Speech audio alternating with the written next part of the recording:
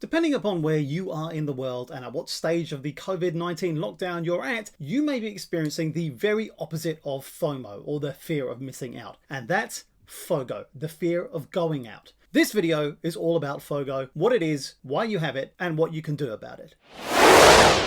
You know, you don't have to live in a place with lots of coronavirus cases to be anxious about going out. People have been talking about FOGO here in New Zealand too, and we haven't had a new case for 13 days in a row now. So, what is FOGO? Even though lockdown may have been incredibly hard for people to comply with, there's no doubt that for many it did offer that increased sense of safety. At its core, FOGO is about the balance people are experiencing between that sense of safety and the uncertainty they feel about the world outside of their safe spaces, and how that safety will be managed out there. Out there's a world outside of Yonkers. It's also about trying to balance the different types of communication we have been exposed to about what safe behavior looks like, both during lockdown and now that we're starting to emerge from that. And you know what? You're not alone. Many people are experiencing FOGO right now. FOMO seems like a distant memory from an era now gone by. It's nobody. Everyone must be hanging out somewhere else. Guess you're Missing out. I'm sure it will be back one day, but for now, FOGO is the thing that concerns us. So, why is it that you might be feeling this FOGO?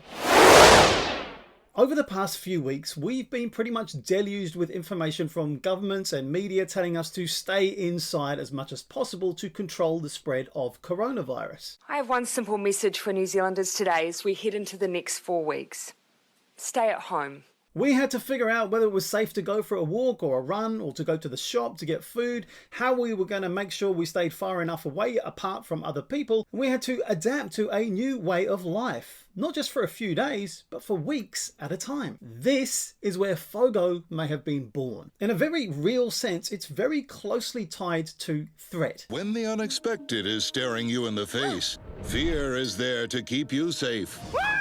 We feel at risk of perhaps being infected by the virus, and we feel vulnerable. So we take steps to protect ourselves. And one way in which that has become embedded in our behavior is through staying at home. And the problem is that unless we are careful and strategic about changing our behavior, then it becomes not just embedded, a behavior that we're used to, and we can choose to behave in that way or not, but it becomes entrenched. So automatic that when we don't behave in a way that we feel keeps us safe by staying inside, the feelings of vulnerability and accompanying anxiety threatens to overwhelm us. With speed and wisdom, fear assesses the situation and settles your nerves in his own special way.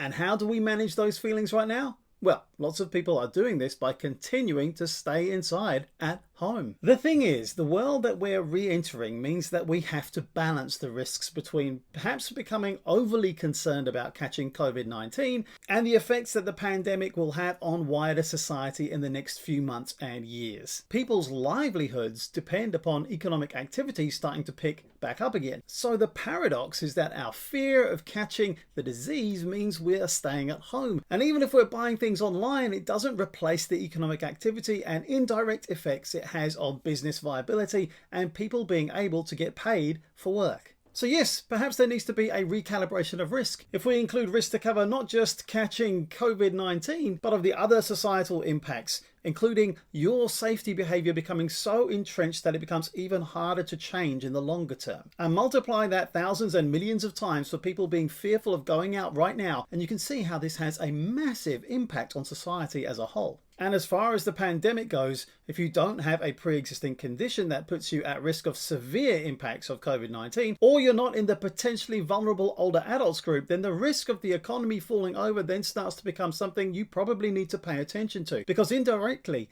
this affects you too. The key to all this is to remain flexible, to be able to stay home when disease spread is a real risk, but then to be able to emerge and re-engage with society when those disease risks become more manageable for most people. But how do you know? I mean, people say that it's safe, but it doesn't feel safe. We know a lot about a specific type of phobia called agoraphobia that might help us understand things a little better here. Agoraphobia is a reaction to an actual or anticipated situation that people perceive as difficult or impossible to escape. This also then gives us a clue as to what we might be able to do about our Fogo. So the following two sections talk about how we deal with Fogo, but make sure you watch to the end if you say run a business and you want some ideas about how to encourage people to step back out into society again. If your agoraphobia isn't too overwhelming, then it's important that you face your fear by going out often so that the fear doesn't grow. The more often we let a fear stop us from doing something, the harder it is to do it the next time. I'm sick of these irrational fears. Like the bloody laundrette, it's stopping me from living my life. The key is to feel the fear and don't let it stop you doing things. If your agoraphobia is stronger, you can ask family and friends to come with you when you go out. Let them know in advance that you might have to wait for a panic attack to pass, or even go home so that you feel less pressured or embarrassed if that happens. That's okay. It might take a few goes before this starts working for you, but don't get discouraged. Try to stay out for a bit longer each time you try to go out. Just getting used to being outdoors again is a step in the right direction. More generally, we humans can find change difficult. Being asked to change direction again after being asked to stay inside might take some getting used to, so places might feel a bit more empty than usual for a while yet. Mind you, those people who adapt quickly are likely to throng to the places that are actually open for business, perhaps even making them feel more crowded than usual even. And that can be off-putting if it's your first foray back into re-engaging with society. So be aware of those possible false impressions too, and try to take that into account. As we start to open up more widely, people can start to spread out a bit more naturally again out in open society. But expect that to take a bit of time as we start to adapt to this changed reality. You don't have to suddenly throw yourself out into the deep end. It's a gradual process and you can do it at your own pace. We humans are social beings, but we also have our own needs for safety and to feel like we have individual control too. At the moment, being part of a group where we feel like we have to give up our control of safety in order to do that might feel like it's a step too far. That's okay. You need to be both part of a group and an individual in your own right to be happy. So take your time.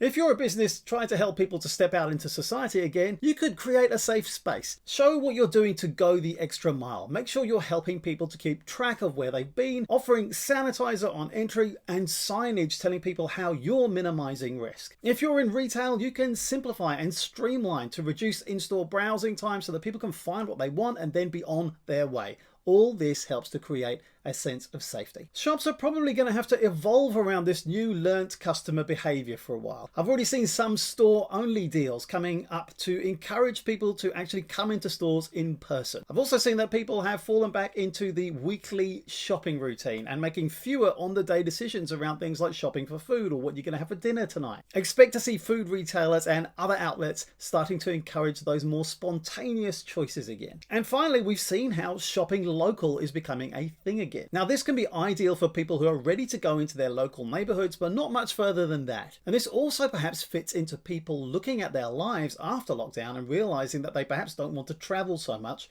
and want to work from home more. So perhaps charming local businesses can woo their local clientele with opportunities to create or to connect or do something different that's still within their comfort zone of not stepping out into wider society too far just yet. I've put some links in the description to this video where you can learn more about how to reduce panic and anxiety through relaxation and mindfulness. Don't forget to check out this video for more about your brain in coronavirus times and check out the channel for many more like this too. Thanks and go well.